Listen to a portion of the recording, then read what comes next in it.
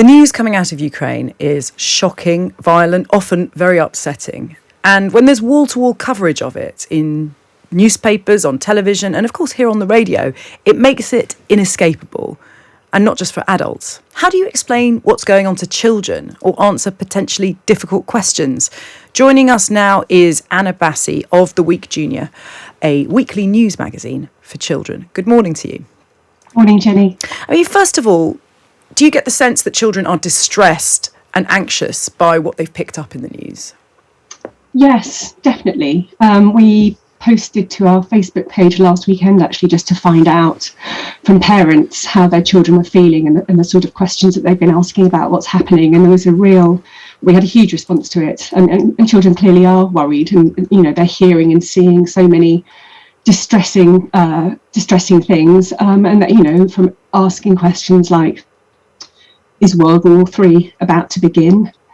What about nuclear weapons?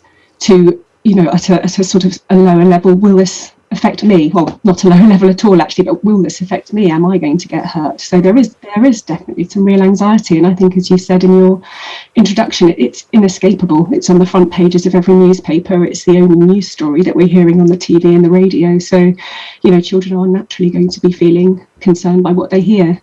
So given that you can't shield children from this, what should you say?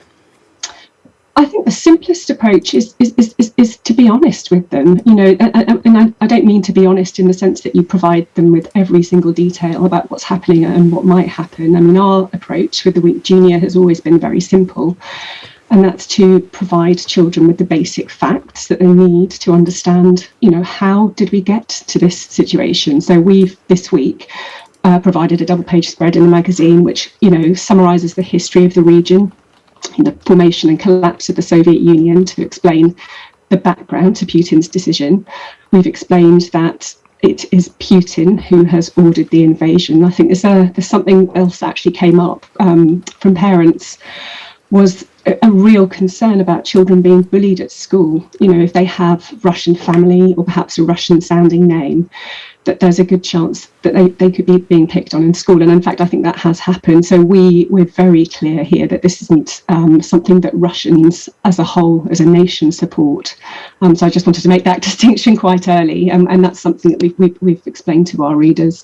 So we explained the history, we explained what's happening and why it's happening. And very quickly from there, I think for us and for parents talking to their children, I think once you've acknowledged that this is happening and it is upsetting, and understandably children will feel sad about it, and it's fine to say that you feel sad too, I think we always focus on how are people helping. So, in every situation, in every terrible story, there will be somebody and many people, and in this case countries, charities, communities, who are reaching out to help the people who've been affected. And I think that's, for a child, it's reassuring to know that there are people doing things to help, and it's reassuring perhaps to know that maybe they could do something to help as well, whether that's giving to charity or making a poster to show that they feel solidarity with Ukrainian children. And that's a very good tip, really, because, I mean, especially coming off the back of the pandemic and then what can feel like World War III, we all feel a bit helpless, and children,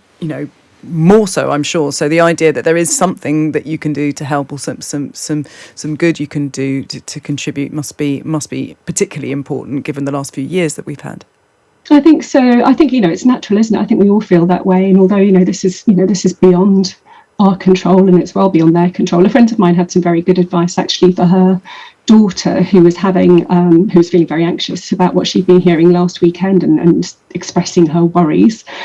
And her mother told her, I understand why you feel worried, but I don't want you to worry about this, because there are many, many people, many adults whose job it is to worry about this. There are lots of people worrying about it. So, you have to let them do the worrying for you. And I think that's I think that's really sound advice, actually, because there's so little. And if there is something small that we can all do, then let's do that. But let's not pretend that we can change President Putin's mind about what he's doing over there. But lots of other people might be able to.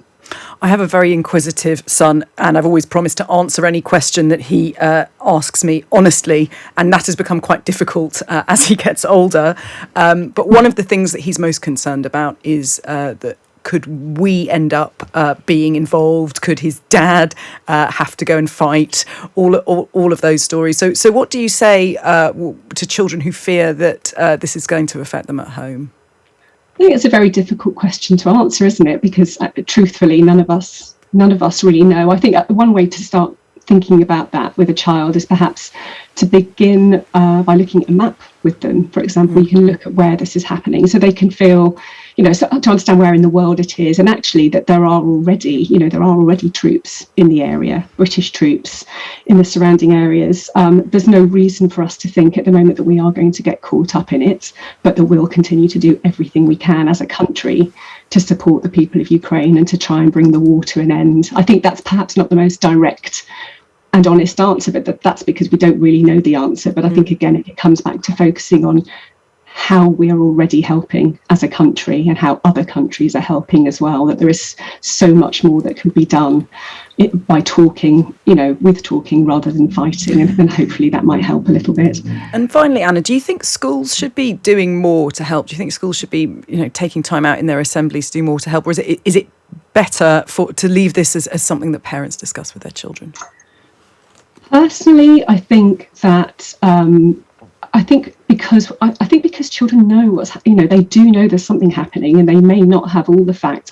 Personally, I think it probably is something that should be discussed in school, because kids will undoubtedly be having conversations in the playground about what they've heard and what they've seen. I think it's probably more responsible to have the conversation than not to. I think there is obviously an age at which perhaps children are a bit too young, so we're certainly talking sort of upper primary and secondary school here, because one of the other things I would always say to a parent is to only you know how much your child can understand, and sort of their emotional maturity is something that only you can judge really when they're much younger. But honestly, if they're asking questions, I think we have a duty to answer them honestly, and certainly not to sort of brush them away and pretend that there's nothing happening, because that could do even more damage.